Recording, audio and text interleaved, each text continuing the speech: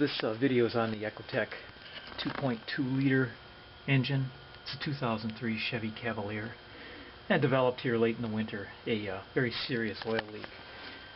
And it's coming from the front of the engine. And you can kind of see in here the oil got spread around by the belt, by the serpentine belt, which is, by the way, now missing because it got so oil soaked. Connect the battery, and I had to charge it up. I'm charging it right now since the alternator was out of service for a while and they ran the battery down. So I'm going to charge it up. And I'm not going to show these mundane parts here, but I'm going to break the lug nuts, jack up this right front wheel, take the wheel off. So here's the jack point I've chosen. I'm going to put it on some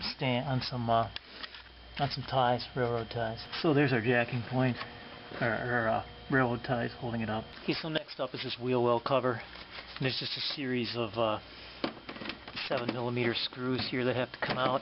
You might want to mark these two, because there's a little guy right here that holds the flap up here. Okay, there turned out to be 5 of them underneath here. They're all the same. Now it pulls out from the top. You see up here. Pulls down. To make this a little bit more interesting, there's a wire running along the back of this cover, and there's some clips. So let's just release the clips, stick a little screwdriver down there. There's 3 of them.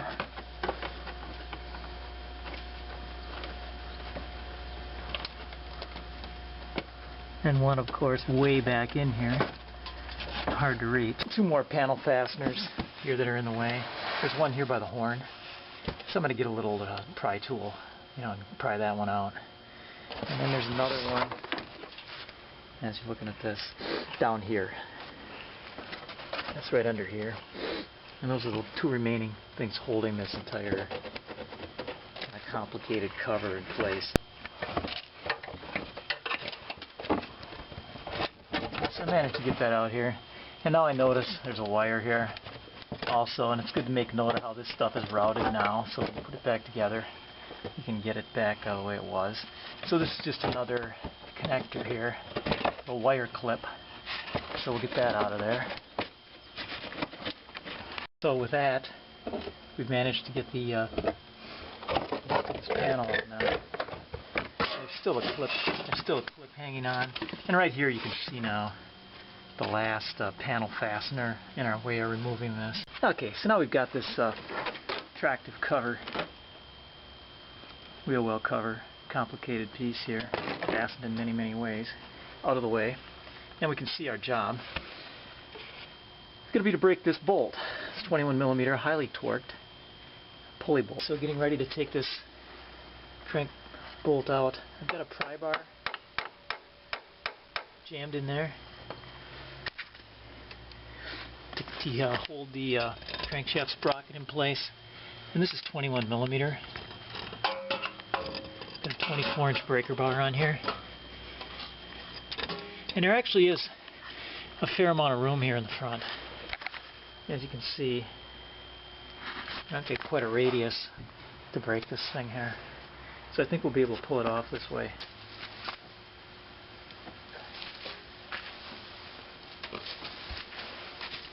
Sure, we're not very good.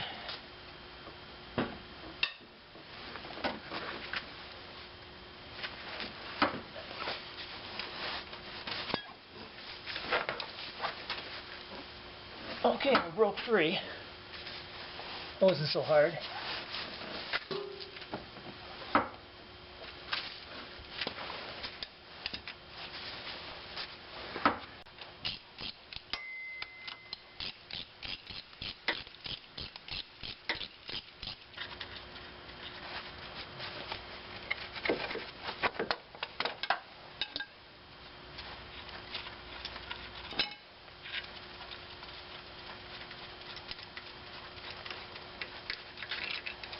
Okay, crank bolt out. Wow, this is not going to be bad. Okay, so as I moved around this seal, you can see there's where it broke. There's our boy. Okay, so now we're going to get in there with this prying tool. Just get behind it. And out it comes. Okay, so here's our Velcro crankshaft seal, TCS 46112. Okay, so you want to make sure you put a little bit of grease on the outside sealing edge of the seal and the inside. I got a little piece of PVC here that I'm going to try to use to press the seal in.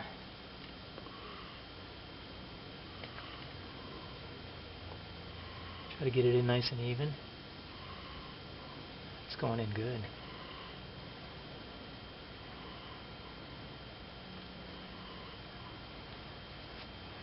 Okay, it's all the way down. Now putting the balancer in here, there's a key slot here. And we've got our key slot, looks like about 7 o'clock.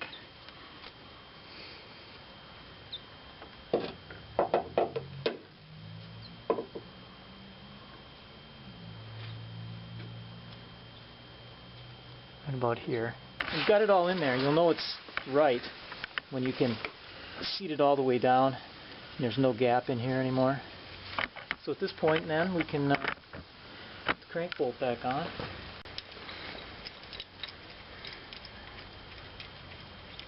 Okay, now we're going to once again have to stick something into the pulley here and jam it so that we can tighten this down. We're going to jam it, jamming a bar in here, and we're shooting for 77 foot-pounds on this bolt. This is crankshaft pulley bolt.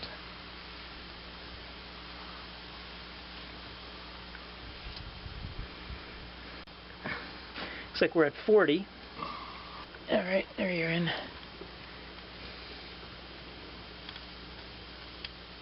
50, 55, 60.